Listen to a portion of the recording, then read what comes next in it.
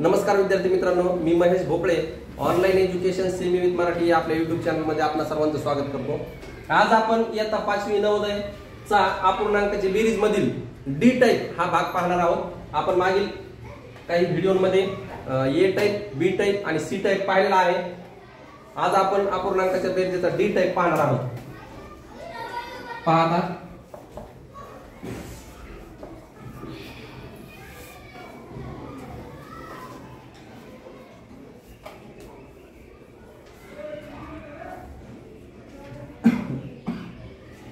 हे गणित पाहू आपण आता बघा, आपण अपूर्णांकाचे जे ए टाइप पाहिला, बी टाइप पाहिला, सी टाइप पाहिला।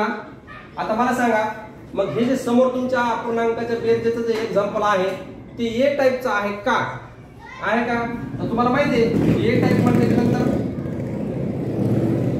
म्हटल्यानंतर तुम्ही म्हणायचे ए सारखं सारखं, मग आहे काही तर डिनॉमिनेटर यांचे सारखे नाही, मग हा ए टाइप नाही। बरं, तुम्ही म्हणले बी टाइप मध्ये तुम्ही बोलले की बी फॉर भाग जातो आणि छोट्या छेदाने मोठ्या छेदाला पूर्ण भाग जातोय का भाग? आता इथं नाही जात, मग हा बी टाइप पण नाही। बर, नंतर तिसऱ्या टाइप मध्ये तुम्ही बोलले की सी फॉर को प्राइम, त्या दोन संख्या डिनॉमिनेटर मध्ये असणाऱ्या दोन संख्या को प्राइम असल्याच्या नंतर सी टाइप होतंय। आता मला सांगा, ह्या दोन संख्यांना आपण जर भाग द्यायचा विचार केला तर 4 आणि 14 ला एक सोडून आणखी कुठल्या संख्येने भाग जातो का? तर हो, जातो। मग 2 ने भाग जातो ह्याला, बे 2 4 आणि बे 14। मग ह्या दोन संख्या को प्राइम नाही। मग ज्या दोन अपूर्णांकाच्या बेरजेमध्ये जे दोन छेद हे को प्राइम नसतात, ए टाइप नाही, बी टाइप नाही, सी टाइप नाही, आणि जे दोन छेद को प्राइम नसतात ह्या बेरजेला आपण डी टाइप म्हणतो। म्हणजे आपण तयार केलेले टाइप आहे। मी अजून पण तुम्हाला सांगतोय की हे जे A type, B type, C type, D type तुम्हाला कुठेही दिसणार नाहीत, हे फक्त आपणच तयार केलेले आहेत मुलांच्या सोयीसाठी।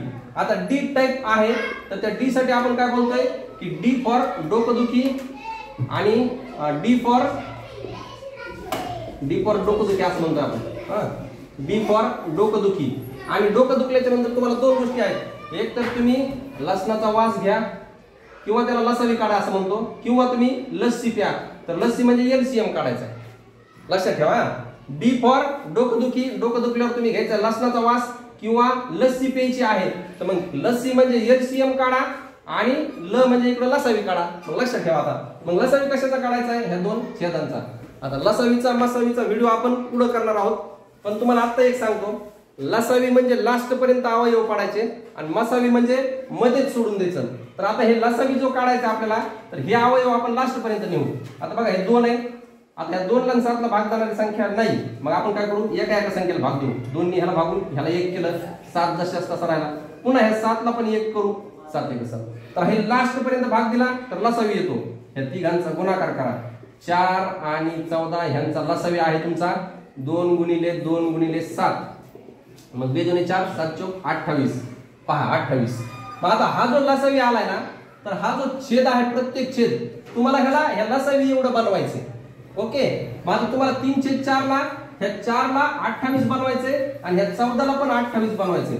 मग आता मला सांगा, 4 ला 28 कसं बनवणार? भागून बनवणार। मग 4 7 28, मग किती आले?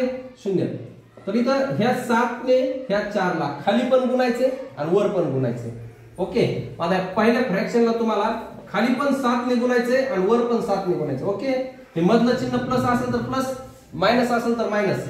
आता 4/14, ह्या 14 ला पण तुम्हाला 28 बनवायचे। मग 14 ला 28 कसं बनवणार? भागून आणि नंतर गुणून। 14 दुने 28, खाली आलं 0। आता ह्या 2 ने तुम्हाला ह्या 14 ला खाली पण आणि वरी पण गुणायचे। मग इकडे 2 ने गुणा, खाली पण 2 ने गुणा, वरी पण, बरोबरचं चिन्ह द्या खाली एक। हे 4 ही गुणाकार करून घ्या, 7 त्रिक 21, 4 7 28, 4 दुने 8, 14 दुने 28, आणि तुम्ही पुन्हा एकदा ए टाइप वर आलेले।